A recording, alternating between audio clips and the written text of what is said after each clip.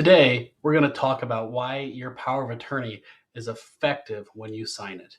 Hi, my name is Alec Oslin. I'm an attorney at Yanowitz Law Firm, where we've been assisting families with wills, trusts, and probate for the last 30 years. First, let's talk about what is a power of attorney. A power of attorney is a legal document that you sign while you are living that appoints an agent who can act on your behalf for decisions while you are living. Now, this power of attorney is a very powerful document. The agent that you name, they can make decisions for a variety of different things. They can make decisions regarding any financial accounts, any real estate transactions, maybe make gifts on your behalf. They can also look at and manage your investment accounts, things like that. It is a very powerful document that really allows them to do a variety of different things. That being said, what it does not allow them to do is make any healthcare decisions on your behalf. That's going to be a healthcare directive. Essentially, everything else that is non-medical, the power of attorney gives the agent the ability to make decisions for you while you are living. Minnesota has a statute regarding powers of attorneys. So you commonly see what's called the Minnesota Statute Power of Attorney. This is a power of attorney that has been approved through the Minnesota legislation, and this power of attorney is what we call a durable power of attorney. With powers of attorneys, we generally see two different types. We see durable powers of attorney and springing powers of attorney. So durable means that the power of attorney is effective now. So at signing, once everything is been signed and notarized, the agent at that time can act as your agent and handle matters on your behalf. With springing powers of attorney, the springing implies that there has to be a condition that's met. So yes, you've signed the document, but until something necessarily happens, that's when that power of attorney can start acting upon your behalf. So generally with springing powers of attorneys, the power of attorney becomes effective when you can no longer make decisions yourself or you're incapacitated.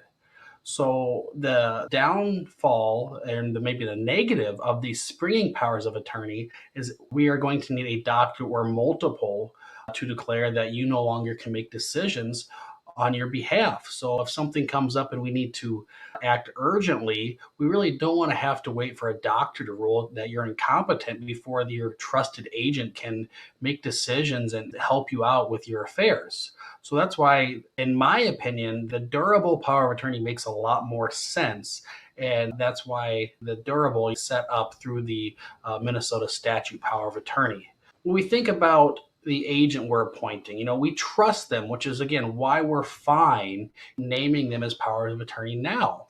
When we think about, okay, do we want the agent to act on our behalf even while we're competent and able to do so? And generally, my advice to people is yes, you want that to happen. When we think about recent events, we went through COVID just a few years ago, and we really saw a rise in the amount of powers of attorney that were being used during times of COVID. If someone was quarantined, or maybe they didn't have the best immune system, they didn't really want to be around people. And so therefore, it made a lot more sense for someone to have their agent go in and conduct the business on behalf of them to be around others, or maybe to help out with either a real estate transaction, or maybe just to go down to the bank and get some more checks or anything like that.